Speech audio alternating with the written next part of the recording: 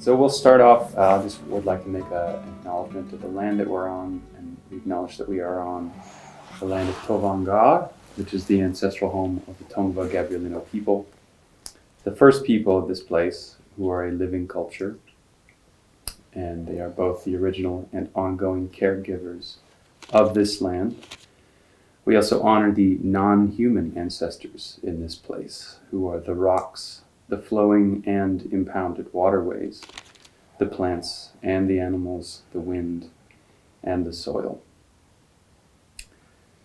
I also acknowledge you, John Liu, as an elder, as my elder, and someone with a lot of experience in this field, and I appreciate this opportunity as men in different phases of our life who share a deep commitment and passion for seeing the work of restoration go forth in the world. To speak briefly to your long resume and career, you do have a decades-long resume as a filmmaker and ecologist, including making films like Green Gold and Hope in a Changing Climate. You are the chair of the advisory board for the Ecosystem Restoration Camps Foundation, research fellow at Netherlands Institute of Ecology, and ecosystem ambassador at the Common Land Foundation. And most recently, you were named an advisor to the UN following their declaration of the decade on ecosystem restoration, 2021 through 2030. And the reason that you are here today at the BirdHouse is because the BirdHouse is the first urban ecosystem restoration camp, and we are proud to do that. Be partnered with so many wonderful fellow co-conspirators around the world in this work.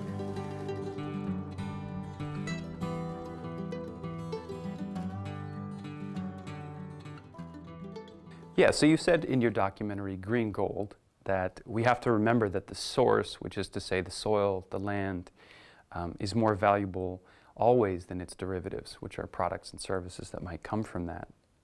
And also we need to redefine and revalue wealth if we want to see a beautiful future. So can you speak into the vision of an economy where land and ecosystem health is the basis of true wealth?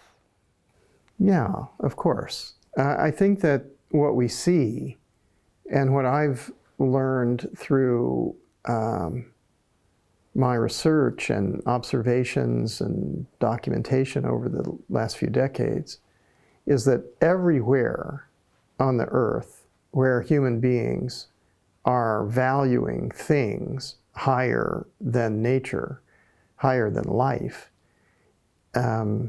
you have a certain type of impact which is quite clear, that you've begun to reduce the biodiversity, reduce the biomass, and reduce the accumulated organic matter. And this is because they're saying that wealth is coming from these things, but that's also, in a reverse sense, meaning that they think that the ecological function is zero. And that's how these monetary systems and the GDP economy has emerged. And it's really confrontational to say something about, like, well, this is not true. You know, it's like there's a fundamental flaw at the core of human civilization. But this is how enormous this mistake is. And actually, I started to realize that it goes back to, for instance, in the Judeo-Christian Islamic world, it goes back to original sin.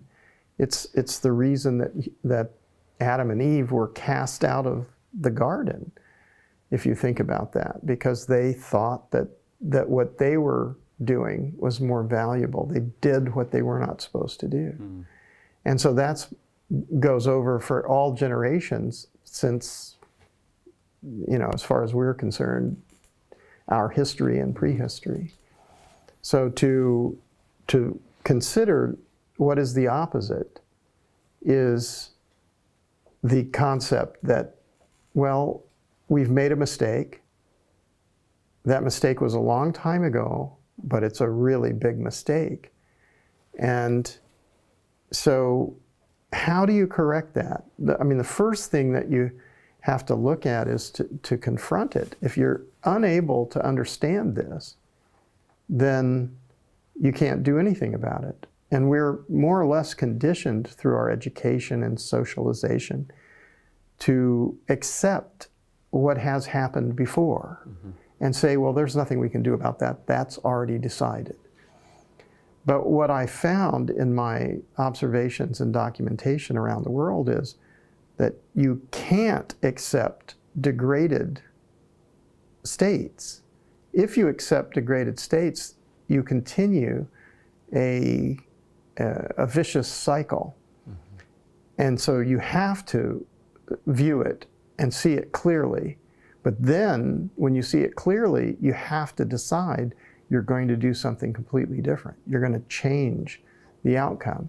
And if you do that with knowledge, with understanding of how these systems function, and you align human behavior with these natural evolutionary trends, then you can have always more biomass, always more biodiversity, and always more accumulated organic matter. And that's the basis of the soil fertility, of the oxygenated atmosphere, and of the beauty and miraculous symbiotic nature of life on Earth. So when you understand that, you think, well, that's really can't be zero. So the idea that our financial systems, our monetary systems, have this flaw in their existence, that extraction and using and throwing away is somehow more valuable than eternal systems that produce, constantly filter, and continuously renew soil fertility and oxygenated atmosphere and develop into infinite potential variety in genetics, is ridiculous. But there it is. So if you want to get a different result, you have to really commit to contemplating and understanding this mass complexity, and to realize, well, why do we value the material things? We value the material things because we can understand them, because we can control them. And we don't need to control them. We actually can't control them. We're destroying the earth by deciding that these material things are more valuable than life itself. So if we were to sort of aikido this energy away from materialism, then we would value life. And if we valued life, it would have to be the basis of our money and the basis of our economy. You couldn't continue to do what we're doing now, spread toxicity and treat people unequally, and you'd have to completely transform human civilization. And so this is the real crux of this understanding. It's like everything has to change.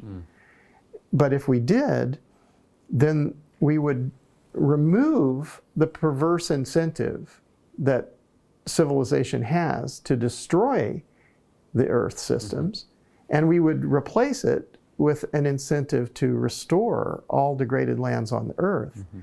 And we have a big task in order to do that. You're reversing all of human impact since the Garden of Eden,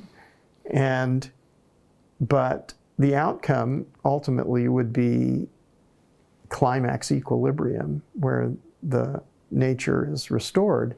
And so that is so much more valuable. That ensures not only that we have food security, that everyone has meaningful work, that everyone has a role to play. There is no dichotomy. In fact, I think if you're just trying to produce things to buy and sell, it's a lot less valuable than if you're growing soils or you're protecting biodiversity and you're feeding the people. You know, all of those things are much more valuable but we've got it upside down, so it's an inverted system.